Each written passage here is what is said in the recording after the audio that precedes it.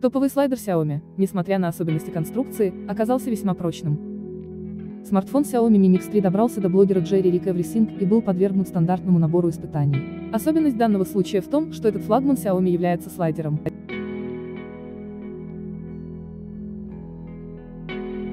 Впрочем, на устойчивость защитного стекла к царапинам это никак влияет, как и на результаты бесполезного теста на нагрев экрана. Последний аппарат не прошел из-за панели AMOLED, хотя некоторые экраны с такими панелями после нагрева все-таки восстанавливаются.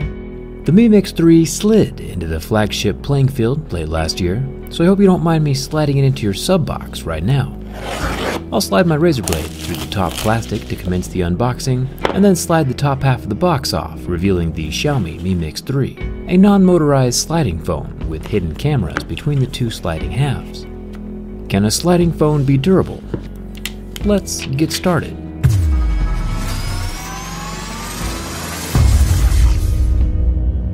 This is one of the more interesting phones I've come across lately. Last year was full of surprising new ways to hide the front-facing cameras and get rid of notches, my favorite being the motorized pop-up cameras like on the Vivo Nex S. This non-motorized magnetic sliding phone is another pretty valid solution. Sliding leaves us with a wide-open, no-notch display. I'm a fan. Xiaomi has tested this slider over 300,000 times, with no damage done to the mechanism. Being a Xiaomi professional phone slider has got to be a fun job.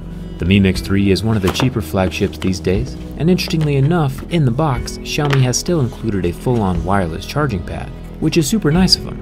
An awesome example of a smartphone manufacturer making it easy to transition into a wireless ecosystem. Apple, on the other hand, announced their version of wireless charging almost 2 years ago, and we still haven't seen it yet. Maybe someday they'll catch up.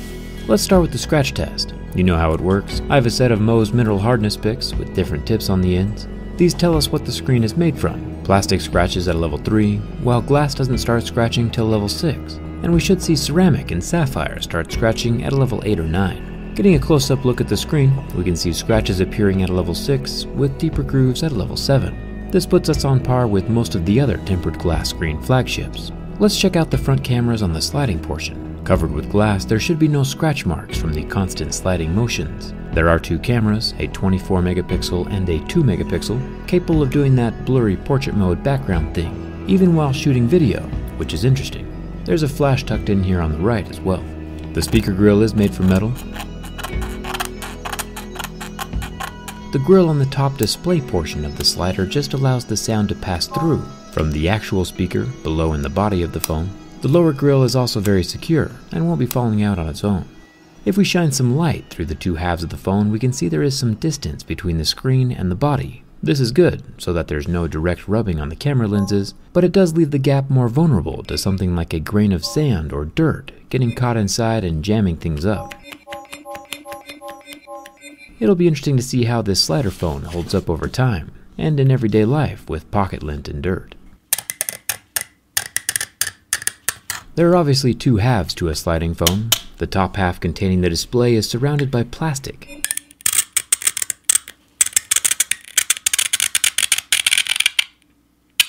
The bottom half of the phone is made from aluminum, leaving us with a shiny metal scratch mark underneath the black paint. This button up here on the left side is a metal customizable button. It can launch Google Assistant, turn on the camera, or start the flashlight. Thumbs up to Xiaomi for customizability. It also has a dual SIM card tray, but zero water resistance. A phone with this many openings and surfaces makes it basically impossible to keep water out. The top of the phone is made from metal, along with the right side, power button, and volume rocker. The bottom of the phone has no headphone jack, but does have a USB-C and one loudspeaker. The Xiaomi Mi Mix series has always had pretty solid build quality and materials. The original Mi Mix having an impressive full ceramic body. This time around the fingerprint scanner is invincible, so we're off to a good start.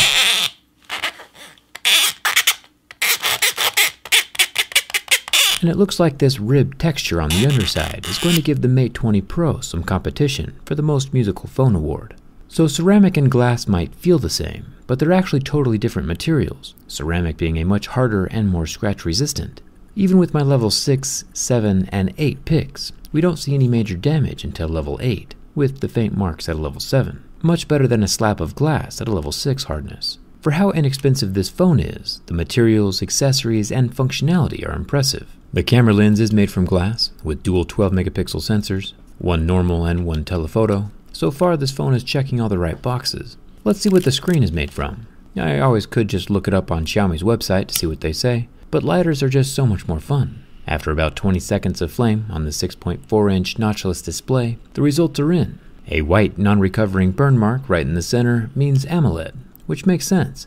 LED displays are much thinner than LCD displays, and thinness is a factor with the two sliding halves. Speaking of thinness, discovering how well these two halves hold up under pressure is an integral part of my durability test. It's time for the bend. I was nervous about this one. Since there are more moving parts than a normal smartphone would have, I thought this might be weak, and while it does have some flex, it's still surprisingly sturdy. No creaks or cracks, and more importantly, no damaged parts. The Xiaomi Mi Mix is a well-constructed, solid device with premium materials, and a wireless charger included in the box. Xiaomi's definitely looking out for their customers with this one, and it passes my durability test. The Xiaomi Mi Mix is a win. It'll be interesting to take it apart and see how that magnetic slider contraption works from the inside. Hit subscribe if you haven't already, it's free, and come hang out with me on Instagram and Twitter.